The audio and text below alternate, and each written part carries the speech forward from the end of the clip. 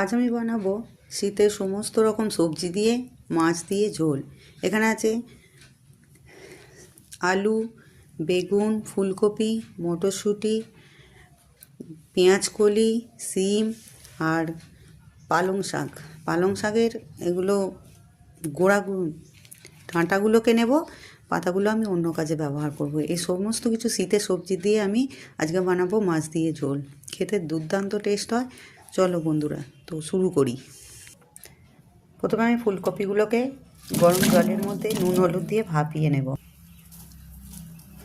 সামান্য নুন আর হলুদ দিলাম। আমি এটাকে এবার তুলে নেব।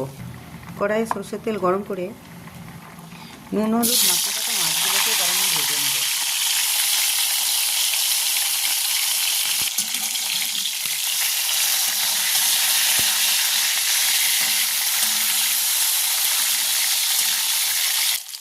ভালোভাবে মাছগুলো ভেজে তুলে নিলাম। এই তেলের মধ্যেই আমি ফুলকপিগুলোকে ভেজে নেব।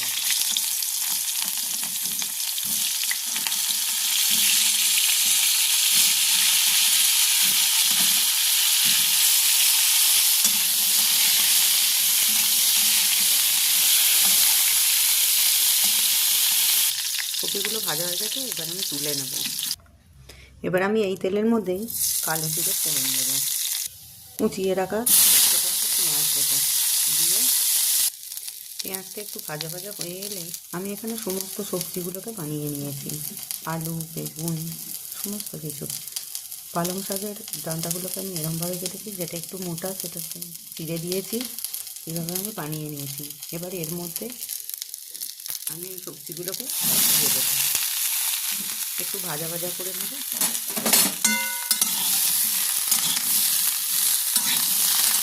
এবার আমি এটার মধ্যে নুন আর হলুদ দিয়ে দেবো, জল দিয়ে দেবো। এবার আমি এটাকে চাপা দিয়ে কিছুক্ষণ সিদ্ধ হতে দেবো।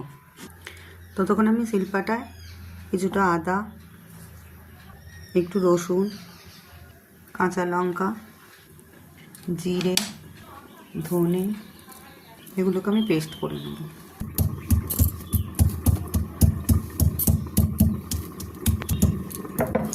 ভালোভাবে এগুলোকে আমি পেস্ট করে নেব।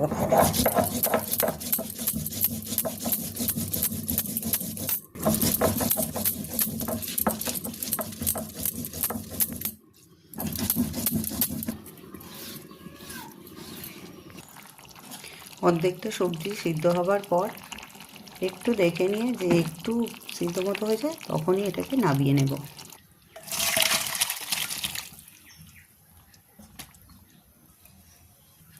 এবার কড়াইয়ে সামান্য তেল দেব। কুচি করে রাখা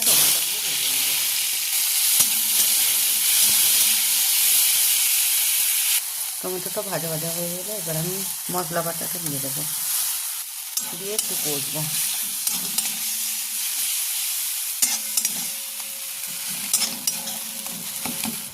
আগে যেহেতু হলুদ দেওয়া আছে, সামান্য একটু হলুদ দেবো। মশলাটা কষা হয়ে গেলে এবার আমি এর মধ্যে ফুলকপিগুলোকে দিয়ে দেবো। ফুলকপিগুলোকে দিয়ে একটু নেড়ে চেড়ে নিয়ে দিয়ে দেবো।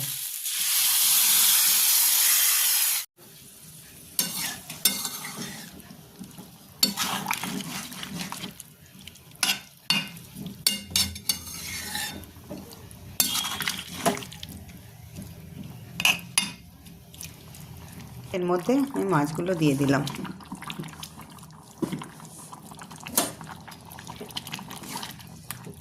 শীতের দিনে সমস্ত সবজি দিয়ে এই ঝোল বাচ্চা বড় সবাই খেতে পারে।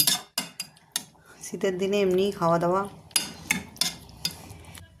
রেডি হয়ে গেল আমার শীতের সবজি দিয়ে মাছের ঝোল। দারুণ সুদারুণ লাগে এই ঝোলটা খেতে, আর খাওয়াও প্রচণ্ড উপকার।